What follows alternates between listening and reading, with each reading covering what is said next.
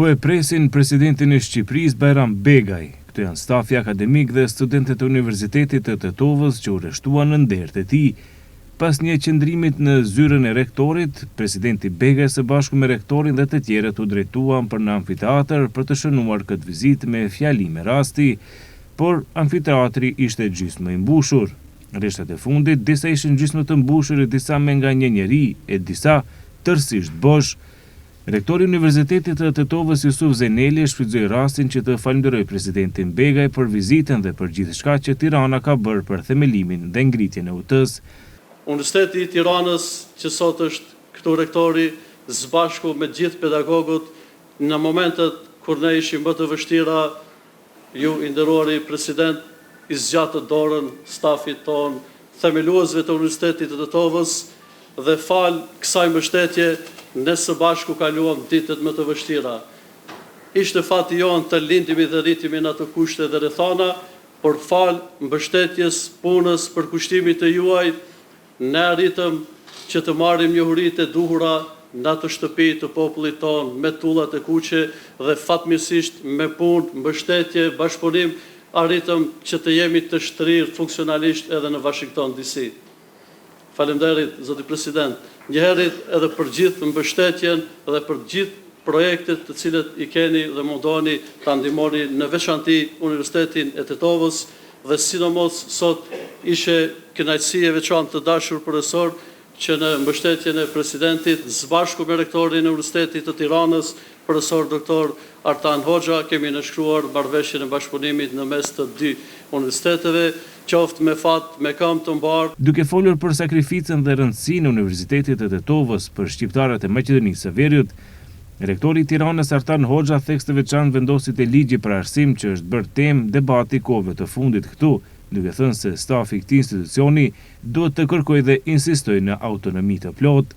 Përpara sfidash të shumta jemi, ju keni edhe një projekt ligj për arsimin e lartë, i cili diskutohet. Tek ne po bëjmë ndryshime, por me një sens për të rritur autonominë dhe lirinë akademike.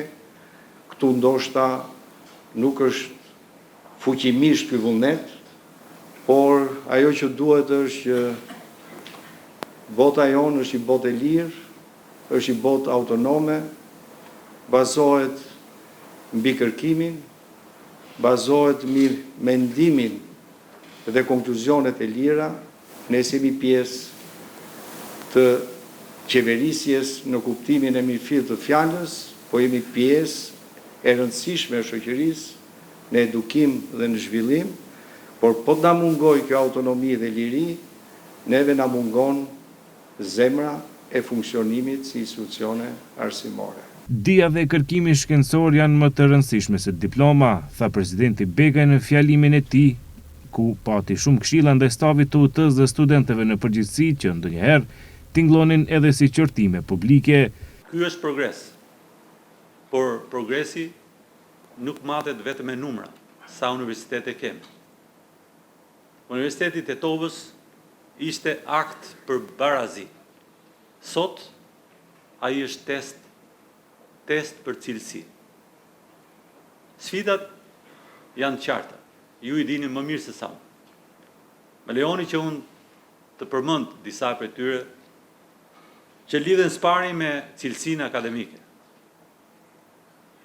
Zgjerimi i shpejt duhet shoqërohet patjetër me kërkimin shkencor, i cili duhet të jetë serioz, duhet të ketë publikime, duhet të ketë ndërkombëtarizim.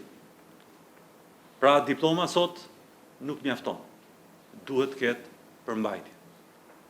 Zdyti, ajo që u përmend pak nga rektori i Universitetit të Tiranës, autonomi reale. Është e vështirë, disa herë ka problematika, po e vështirë ishte edhe për të hapur Universitetin e Tetovës. Kështu që autonomia nuk do t'ju dhurohet. Autonomia do të kërkohet që të jetë realisht një autonomi e fituar dhe kur gjë fitohet, nuk dhurohet, shijon më shumë. Universiteti duhet të jetë hapësirë i mendimit të lirë. Dhe kjo autonomi nuk është privilegj, është kusht për digjitet akademik. Streti është sfida e tregut punës. studentët tuaj që mbarojnë studimet nuk konkurrojnë vetëm në Tetov, as vetëm në Shkup, por ata konkurrojnë në Tiranë, në Kosovë, Berlin, Vjenë. Dhe programet që ju bëni dhe aplikoni në universitetin tuaj duhet të flasin gjuhën e kohës, jo vetëm gjuhën e traditës. Së katërti është financimi dhe kërkimi shkencor. Pa investim të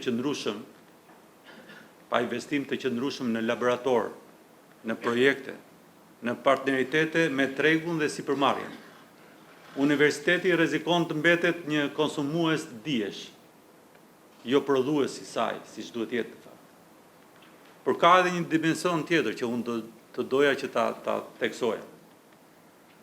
Universiteti nuk është thjesht një vend ku merret një diplomë. Është inkubator dijesh, është inkubator inteligjencë. Është vendi ku formohet elita e nesërme, qoftë elita politike, qoftë elita ekonomike, apo ajo financiare dhe akademike. Për në fund, rektori i Universitetit të Tetovës, Jusuf Zeneli, dhuroi zotërit Begaj një figurë të Skënderbeut në shenjë mirënjohje për vizitën e tij këtu.